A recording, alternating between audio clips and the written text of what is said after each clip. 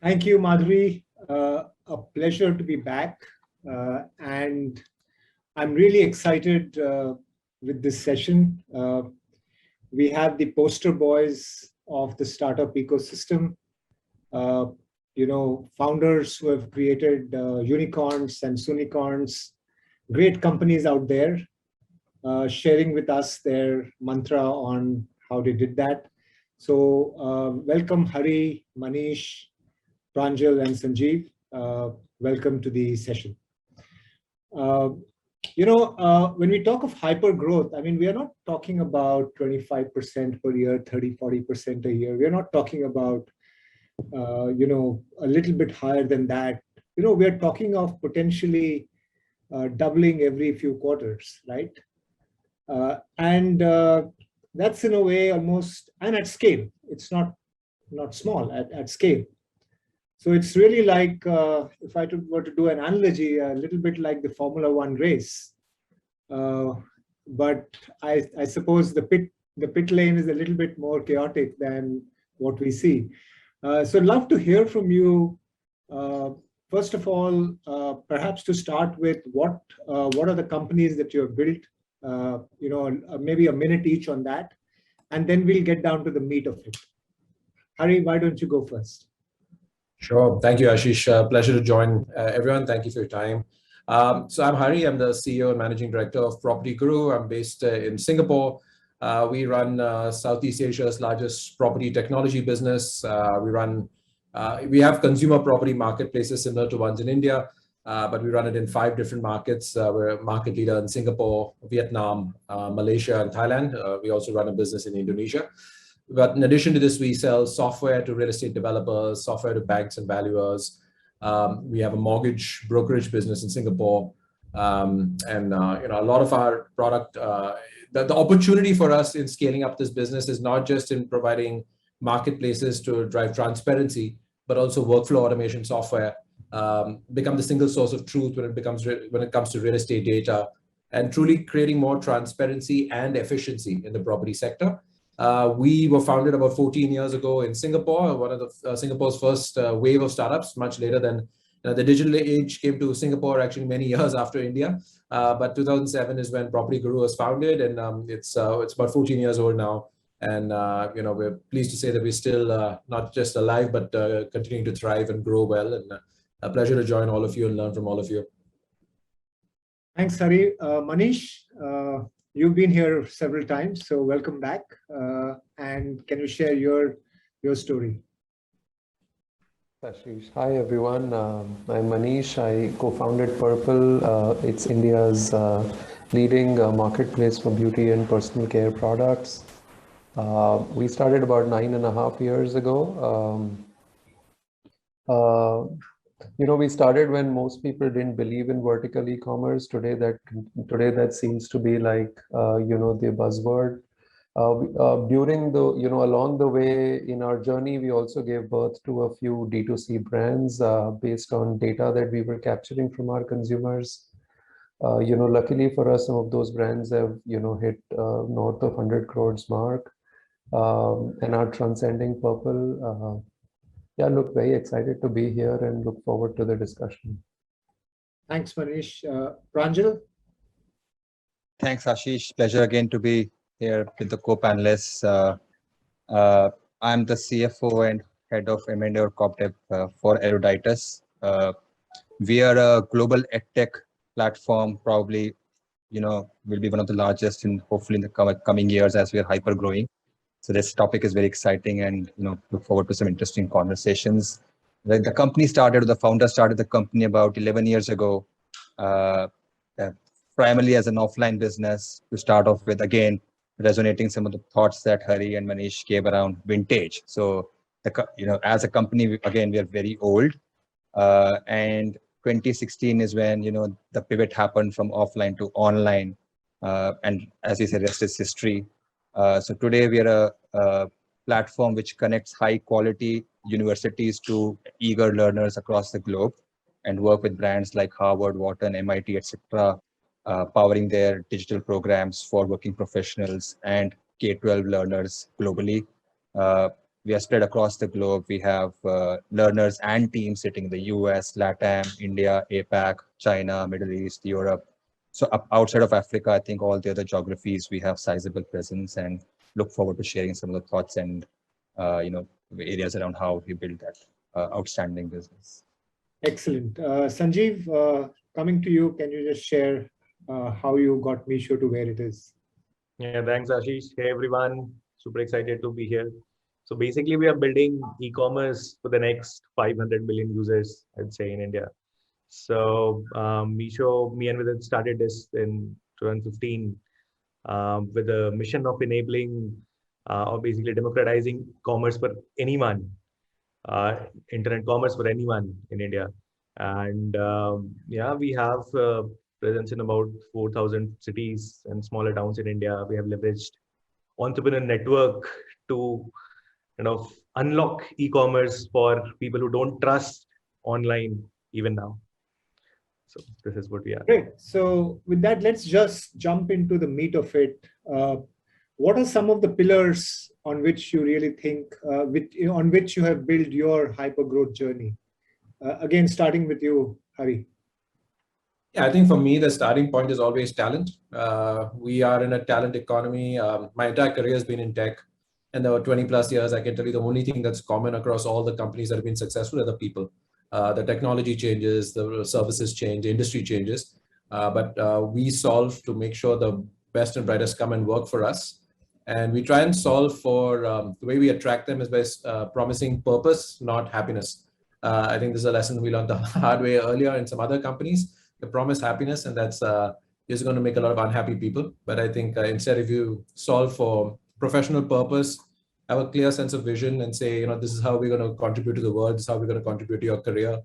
That is the starting point of any successful business, in my experience. Great. Any other pillars?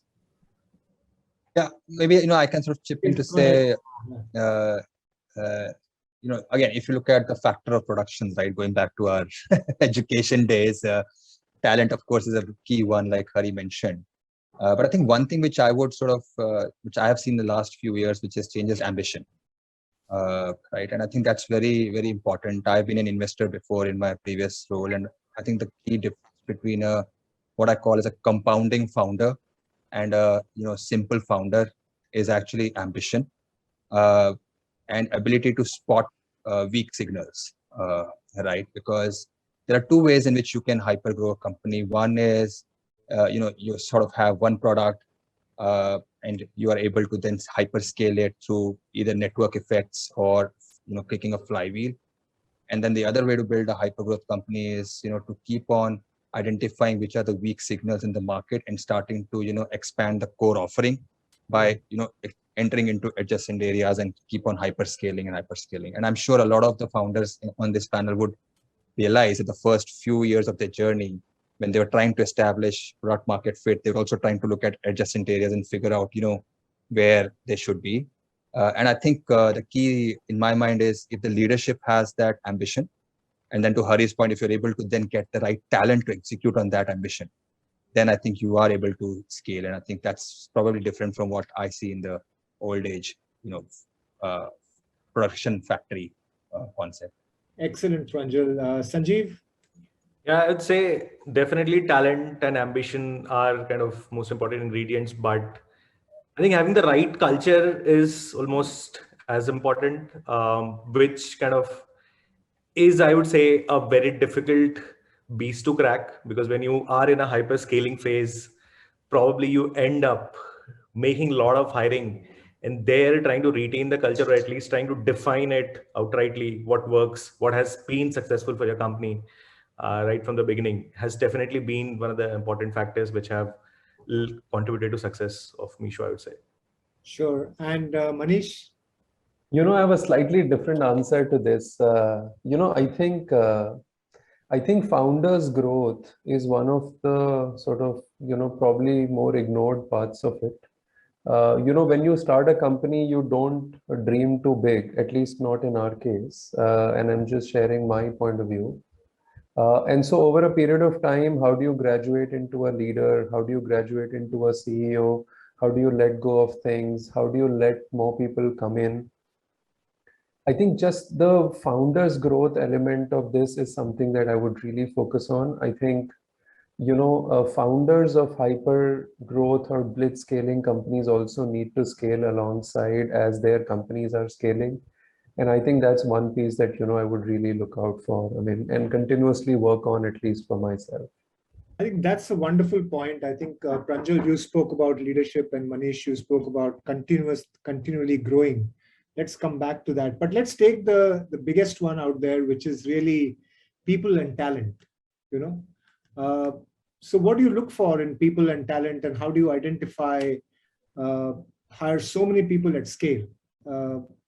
Whoever wants to go first. Yeah, I can come in. Ashish, all of us would have created some of our own ways of, or like unique ways of, figuring out the right talent. I think for me, there are 2 or 3 key aspects to it. One is we request everyone to write the KRA of the person they are recruiting for the next 2 years, right? So that you know what this person will exactly do, and it doesn't become like a slightly frivolous exercise when you go ahead and recruit. If possible, write the KPIs and share with the individual beforehand so that the person knows what he or she is getting into. I think the second very important part of it is what we've set up at Purple, and I would say not fully done yet, is a concept I learned at Amazon, which is the bar raiser concept. There is a team of people who interviews candidates irrespective of what team they are joining. This kind of also makes way for culture check, desperation check. If the recruiter is pretty desperate to recruit, like somebody can put a more, more balanced view to it. And I think last for me is reference checks. I try and do, at least for people that we recruit at L-1 and L-2 levels, I think just ref checks with people who have their skin in the game, who have their neck on the line, is something that we really, encourage. It's not possible all the time, but at least, one should try and make a very, very honest effort at getting as many ref checks done as possible. Hari, coming to you, what are your secret mantras for recruitment and talent? I think, I'll take one of the things Manish said, I fully agree with. I think the concept of, finding people who will help the company scale. So what you look for, I think earlier on, in a previous company, someone told me the difference between an entrepreneur and an entrepreneurial executive. They said an entrepreneur is a problem solver. He or she, when they see a problem, they'll go and solve it. That makes them unique in the world. There are very few people who have that approach, but fair enough, they can do that.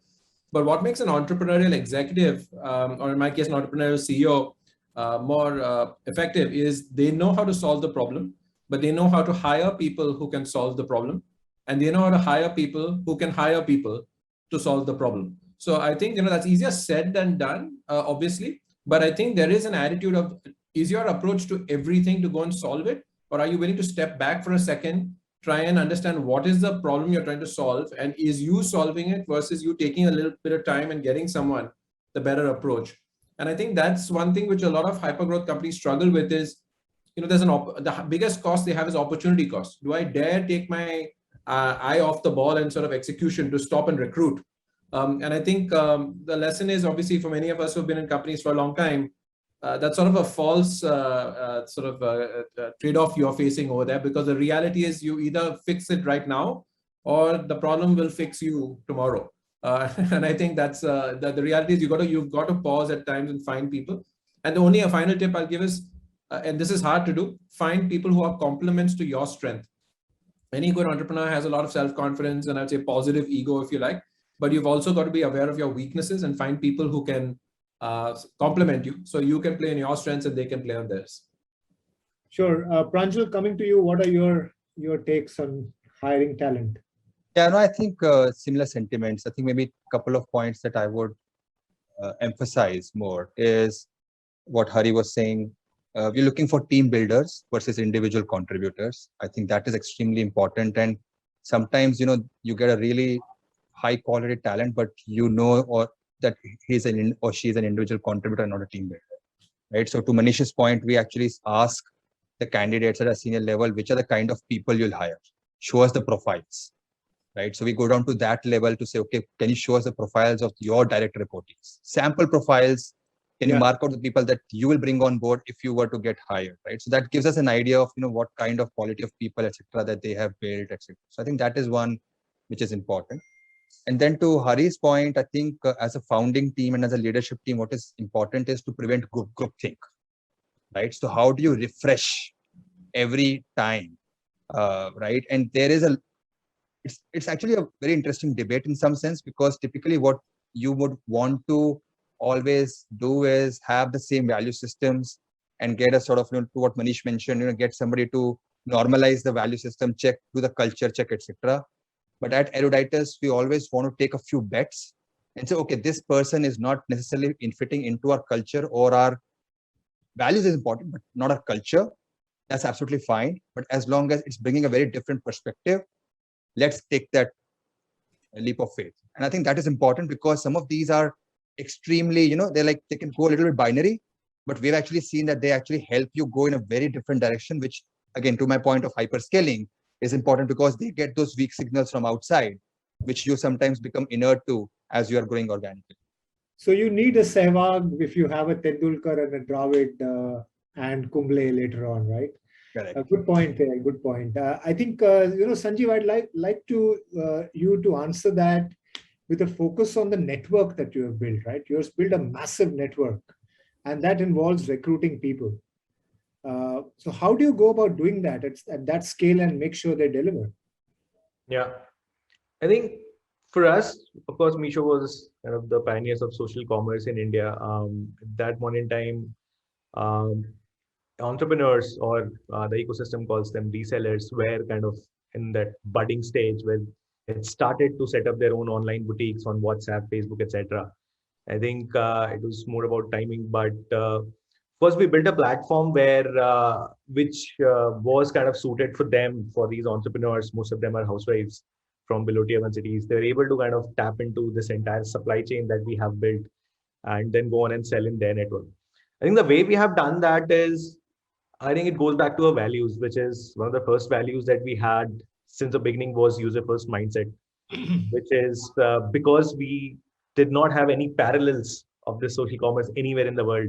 We had to kind of figure out everything ourselves, figure out what the right problems to crack. And there, I think in the beginning, having a team of ex-entrepreneurs helped a lot. So most of our initial team consisted of this ex-entrepreneurs who then went ahead and built this entire platform customized for specifically solving the problems of these entrepreneurs. Got it. Got it. So I think, you all spoke, those are all great tips in terms of how to build a team, the importance of the team, how to instill sort of culture fit, complementarity. Let's move a little bit to the purpose part of it. And Hari, you mentioned it, people work for a purpose, not necessarily motivated by the paycheck they get every first, right? I mean, most people don't even know when that paycheck day is, right? So how do you build that purpose, and how do you really instill that in a larger team? And it kind of weaves into culture also. At what time do you start doing all this before the organization is so big that it's difficult to instill these values? Yeah, that's a great question, Ashish. And I think one thing which I would say, and we definitely live that spirit at Property Guru, a company does not have a single founding moment. If you're going to be significant, you're going to refound the company a few times.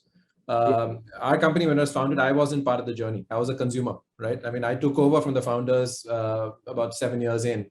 And the next 6 years, I built it. And I count that as a second founding moment. And actually last year, I said, it's a third founding moment. We're starting a third. And basically all the stuff that I did, I'm basically in many places tearing up and redoing, because what made us successful is not going to do it for us in the future. And I think when it comes to purpose, first and foremost, it starts with the exec team, with myself, being really clear and articulate on, in our case, we call it vision to values. So it's got vision, mission, strategy, culture, and values, and then making it real. What I mean by that is, as a principle, none of this is on any t-shirt. There are no posters which ever talk about the Property Guru vision to values. That's just religion for me. It cannot be there. It has to be in the hearts and minds of the employees. And if it isn't, it's my fault. As a CEO, the buck stops with me. I got to fix it. And what we try and do is the way in which projects are greenlit, the way in which people are promoted or encouraged, the way people are hired need to be consistent first and foremost with your values, of course, because your values need to be like your bedrock, but also their ability to achieve your strategic goals or progress towards that mission or vision. We talked a little bit about the talent diversity, etc. But I think that purpose needs to be what you're driving towards, not the valuation, not any objective. Some of us will get to points where we become a publicly listed company or not. That's means to an end. And what we tell the team is the end, or what you're trying to achieve, is pursuit of that vision. And frankly, in our case, we don't ever talk about attainment. Our vision, we say, is unattainable. It's all, we'll permanently be pursuing it, and pursuit is what builds our culture. Great. Manish, you want to go next on that? How do you build purpose?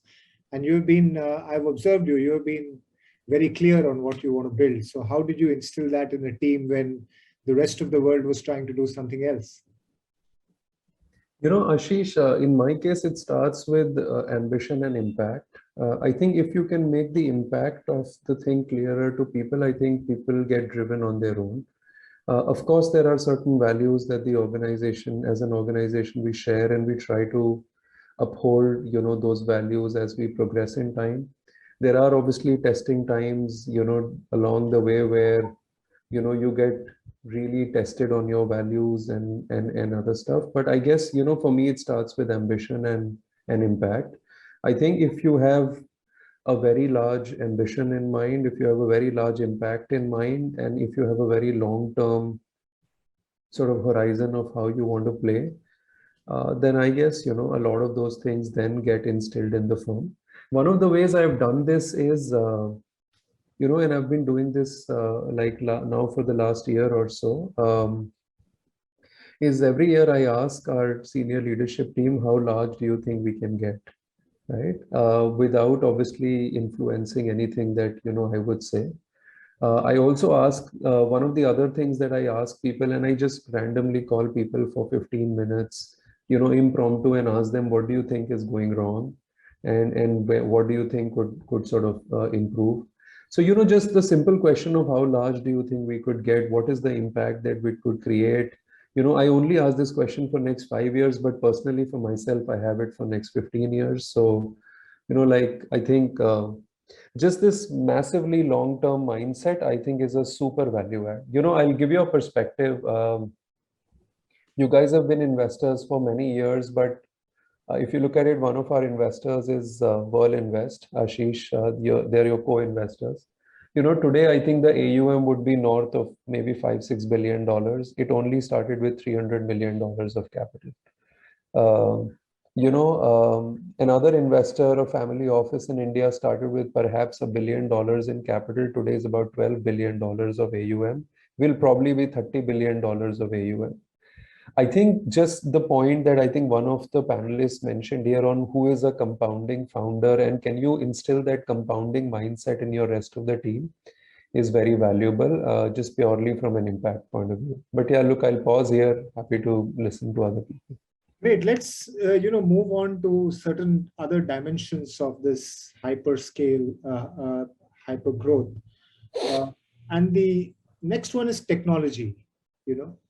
To what extent is technology a lever that you are actively using in order to really drive hyper growth? And I think generally the answer is yes, but can you just help us peel the layers of that a little bit and give us some examples? Pranjal, can you go forward, because you've pivoted, sure. So you can really take that head on. Sure, no, absolutely. So I think, let me put it this way, right? I think for us, in terms of hypergrowth, the key thing is that the business model has to be non-linear, and tech is a key enabler for executing that non-linearity of the business model. And I think that is how we see technology, right? So whether it's education, whether it's consumer internet companies, etc., I think sometimes people may confuse that tech is the whole and soul of it, but I think the key is that the business model has to be non-linear.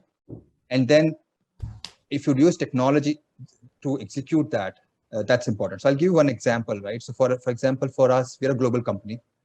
And when we pivoted in 2016, before that, our education was primarily classroom based. Obviously, it has capacity constraints, etc. But that was not necessarily the only reason why moving to tech made sense. Moving to tech also made sense because if now I have a piece of, in our case, a piece of content or that unit that we are selling is a course, right? That's the unit we are selling in simple terms. So if I can use that course for various kind of products, bundle, unbundle it, right? So take a piece of course from, let's say, Harvard, and then stitch it together into multiple programs, short form, long form, right? Different target groups, etc. I can monetize that one module or one unit across multiple finished products. And Got it. that is enabled through technology. The other example I can give you is student acquisition. Again, I mean, of course, all of you are, I mean, CAC is supposed to be the key metric that everybody is looking at, right? But then how do you use technology again to create that non-linearity in the business, right? How do you store the data? How do you mine the data? How do you analyze the data? How do you cross-sell, upsell? That brings in non-linearity. But fundamentally, if you don't have the kind of products that you have in a business model to be able to cross-sell, upsell, right? You can't, when technology is no use. So I think my 2 cents would be business model has to be non-linear, and then you can't do it offline. It has to be enabled through tech. Sure.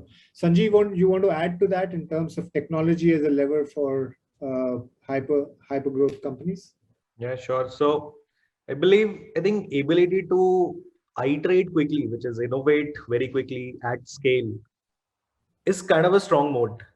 Your ability to innovate faster than your competitors is something which will probably unlock enormous opportunities for you, I think, in the journey of your startup.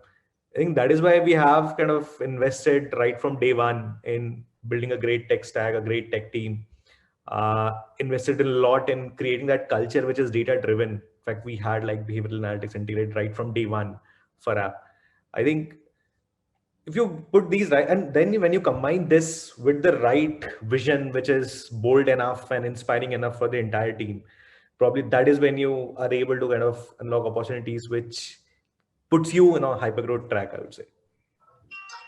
All right. And I want to shift a little bit to capital. I know we could deep dive on each of these topics, but I want to shift a little bit to capital now. And help us understand, how do you get investors to write the first $100 million check? Clearly, you're not always there in terms of numbers. Life is work in progress. You're still building to your vision, but you still go and need somebody to write $100 million check. And Hari, I think you have written got a few in your time to do that. So why don't we start with you? I think it's really important to, I think we talked about the most important topic earlier. All of us shared the role of purpose. I think good investors want to understand, what are you trying to build? And if they're going to write $100 million check, it's most likely not going to be the first check. So that means you've already got some momentum, you're building in some direction. So they want to understand to some degree what you've achieved, but I think increasingly, what's that vision for the next 3 to 5 years, etc. And then I think there's also an element, and I talk a lot about this. I say, the vision drives the corporate strategy, and the capital structure, the capital strategy is a means to delivering the corporate strategy. What I mean by that is, we spend a lot of time not just talking about the check, but also how much of it is, obviously at this stage, how much is primary, how much is secondary. In some cases, cleaning up the cap table, giving returns to early investors, thanking them for their support, but making sure that whoever is invested in the company has the same investment timeline as the management team or as the board. And I think that is something that's often overlooked. We've definitely had that issue. Last year we did a cleanup, which was very important for the group. And I had to get my larger investors to come in and buy out some of the smaller ones, because they, particularly post-COVID, they're like, all right, I need to show some returns. And fair enough from their perspective, but that I wasn't ready to do that. To give them what they needed. So I think that capital, if everyone treats it, if you approach your investors like adults and say, listen, this is what we're building towards, and if you're willing to wait that 2 to 3 years, fantastic. If you're not, I'm going to have to give you another way to get off this train. I think that's that approach and that conversation is, I think at this stage of our life, is a perpetual state of being. You're permanently raising capital, churning capital, Yeah. And I think obviously the more profitable you get, it's less about money to run operations, but then you've got objectives and then acquisitions or whatever else. And I think there's always something else to keep that acceleration going. Manish, can you share your experience on how do you charm investors? Ashish, my view here is I think capital chases impact. I think very straightforward. I think if you can communicate to investors the impact that your business that you're building could have over the next 5, 10, 15 years, and there is obviously some track record of being able to come this far, with whatever access to capital you had. I think that's one important thing. I think second important thing, I think from entrepreneurs listening or watching this, telecast is, I think differentiation over scale. I think investors value differentiation much more than scale. As long as you're a differentiated asset, in the marketplace that investors are looking at, I think you will have very high chances of attracting capital. Versus just being a Me Too business. And last, I would say is I think just the founders or the management team's integrity comes into play very, very highly when investors are looking at writing checks for you. So most of these investors who will evaluate you, will always look at your background checks, potentially background checks going back to where did you grow up, your schooling days, your college days, and then your professional life, and then being a founder of a firm. So I think if you are playing the long-term game where your relationships speak highly of you, where you've done the harder thing, you've not shortchanged anyone, I think you're in a good spot. So yeah, broadly 3 things. I think impact, differentiation, and I think just the founding team and the executive team's background check plays a huge role if you're attracting a large amount of capital. Great. So I think let me kind of drill down into a different set of questions now, but related to this. We spoke about having the conviction or the purpose in the leadership and founding team. In real life, of course, you have conviction on one side, but reality on another, right? And at the same time, you have promises to keep, some wins and some disappointments. So it's kind of a mixed bag, right? So at what point did you all really have the conviction that you were onto building a unicorn or something as big? And because a lot of it is really, unless you guys believe it, you're not going to be able to convey it to the rest of the world, whether you are whether you're meeting investors or recruiting. So I often call CEOs of startups the chief evangelizing officer because they're constantly evangelizing. So I just want to understand at what point in your journeys did you really get that conviction that no, we are really onto something big, or was that a gradual process? Hari? It's a good question. I think I can't think of a specific moment. To be honest, I think the challenge we run into is, and I'm sure everyone here has that issue, as soon as you achieve what that sense of satisfaction that you've achieved something, your ambition, then it puts it at another level. So you're perpetually you're competing against your own ambition, if you like. Right. But I'd say definitely think the conviction comes when you start seeing, I look at a few metrics. I'm very metrics oriented. So I look at a few things such as, internally, I look at things like employee engagement. When the employees, smart people, decide that the best place to build their careers with you, you're probably doing something right. Because if they're smart people, again, they've got opportunity costs. It's not about the money. It's not about the brand. It's about the work they're doing and the impact they're making.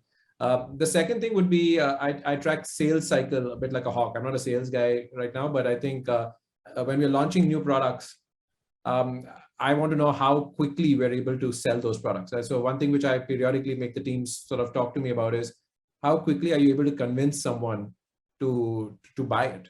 And then that begins to tell you about product market fit. Is it there, or are you having to sell like crazy? Multiple CXOs involved, etc. Because I think that mentality of how quickly are things, are you beginning to build momentum by having a lot of quick wins is one way to sort of measure it. But I look at it both internally and externally. But I think for me, Ashish, unfortunately, my ambition means that I'm always looking for that next high. So it's a layer or like a staircase model, right? Absolutely. Sanjeev, how about you all at Meesho? When did you really realize that you're onto something really big? How did you build that conviction? Yeah, I think for us, it was roughly somewhere in 2017 when we knew that we had achieved product market fit because we had kind of a loyal user base for whom we are solving this core user base for whom we are solving this problem of enabling social commerce in a very good way. And I think from then onwards, the kind of traction that you see, which is that's the inflection point, right? When you are able to achieve this PMF, after that, for example, we kept growing 100% month on month, probably over the next 1 year. So I think that was a clear inflection point for us. And of course, that came after iterating over business models twice. So it was not an easy journey, but then you know that you have cracked something, and then it's all about just scaling it to next level. Pranjal, you pivoted, and then obviously you had something in mind. And so at what point did you really realize that? When did the penny drop? Yeah, no, I think I sort of echo what Hari is saying, right? So again, speaking from the founder's perspective, I think customer validation is sort of, I would say, the time when the penny drops, or I would still call it a weak signal because you have to spot that signal. So for the company, when they signed a large contract with Columbia, MIT and Dartmouth, the three schools coming together and saying, okay, you know what, for the next 5 years, we're going to build programs for you, with you rather, and let's do a 5-year contract, right? That sort of, I think, was the moment when the founders realized that, okay, now this is something that is scalable and can potentially become big. And then, of course, you work towards, for us, it was a slightly different, and then you work towards a product market fit so that this becomes a big opportunity. And then, of course, from there, you just sort of take off, right? And then you start to aggregate more and more businesses or more models or more products as you grow bigger and bigger. I think, so I would say every once in, like a staircase model, like you said, Ashish, I think that is important if you have to keep hyper growing. But if you were to ask us what is the one moment, I think that was one moment when it really said, okay, now this is something which can turn big. So market validation is also always a lead indicator to the check that investors write. I think that's obvious, but worth spelling out very clearly because sometimes people miss that, right? Manish, what's your experience? When did you really know that you're onto something really big? I think we've had a little bit of a mixed journey in my view. I think we really took off after the Ivy Cap round in 2015. Then we had our shares of lows after that. But I think the real moment happened when, when we started building our own brands on the back of data, right? So I think since then we've never looked back. I think people, I also always think about this question that should you focus on your own strengths or should you do what sort of, like are probably others' weaknesses? I think the way it's worked out well for Purple is that, focus on your own strengths, keep owning them, go as wide as possible with your strengths. But yeah, so look, I think Ashish, for us, I would say it's been a little bit of a ladder journey. I mean, for me as a founder, for sure. I think every year your ambition keeps increasing as you meet more ambitious people around you. Today, at least personally, I as a human being and founder of Purple think about 15 years from now. We were recently capital raising, and I just thought I'll let your audience know. Somebody asked me this question: what's your vision for the next 5 years in terms of where do you want to be? And I said I wanted to beat L'Oreal in India and be the second largest beauty company after Unilever. And then this lady who was perhaps 30 years old asked me this question: okay, when do you beat Unilever in India? Right? And Unilever is about 30 times our size. I didn't have an answer. So I pondered upon that question and I created a 15-year roadmap of how, if we could be on our path, we could perhaps be as large or larger than Levers in India. So, I think I think it's been a ladder. I think you gather more confidence as you scale in life, as you become more and more successful, as you also join hands with like-minded investors who also believe in a very long-term vision for the firm. I also think that, the moment compounding starts to get internalized in your head, you start really playing a very large game instead of a very short-term game. So, I think I wish we had learned compounding much earlier in life, but yeah, look, better late than never. Yeah, you learn that as a formula, as an Excel sheet, but to get into the head takes a lot longer. Yeah. But it's not natural. So I think we are running out of time, but one final question to all of you. It's very personal, and all of you have built great companies, great businesses, very successful financially and in the markets. But personally for you, what is that one thing that gives you the most satisfaction today? And what do you think you've had to sacrifice to get that? Hari. I think professionally, the biggest satisfaction is the quality of teams I've been able to build, and the legacy is people who have gone on to do greater things in some small part due to my contribution at some point. What I've sacrificed what everyone else has, their time. I think you're just perpetually focused on it, but I think I would never have spent my time any other way. I think it's a great feeling to have the way I've spent my 20s and 30s. So no regrets. Now I'm in my 40s and I'm quite happy the way I'm using my time. Great. Manish? Sorry, Ashish, what's your question? My question was, what is that, you've got a lot of financial success, market success, business success, but personally for you, what is that one thing that gives you the most satisfaction? And what have you had to sacrifice for that? I think no sacrifices. I mean, I think that's how we always wanted it to be, but I think I really enjoy when our employees make money. I mean, those windfall gains that most people have when they encash their ESOPs is an amazing feeling. I'll give you an example. There is a person in our office who probably, is not very well educated. He came from he's a poor farmer's son. He came to Bombay and probably worked for 5,000 rupees a month or maybe 3,000 rupees a month. He learned computer graphics over a period of time, and today is one of senior graphic designers and product designers for us. Like 4 years ago or 3 years ago, I don't remember exactly the timeline, I committed to him that one day you'll sell your ESOPs at Purple and be able to buy a house in Mumbai. I think so that personally is a massive feeling. Today, there are probably 100 or more than that employees who have ESOPs at Purple. Even our janitor, our office maid, everyone has a ownership in the firm. They've been with us for 5 or 6 years. They'll probably put their life for us. So, I think that's something that really pleases me. I think, I hope we can make a meaningful difference in their lives and their lives of their families with the windfall that they will have with our shares. It's a really good thought. We really run out of time, but Pranjal and Sanjeev, can you answer that very quickly for us? Maybe I can go quickly. I think for me, small wins are more satisfying than one big one, right? So one new product, one customer email saying great experience, right? Those I think are very cherishing and keeps you going.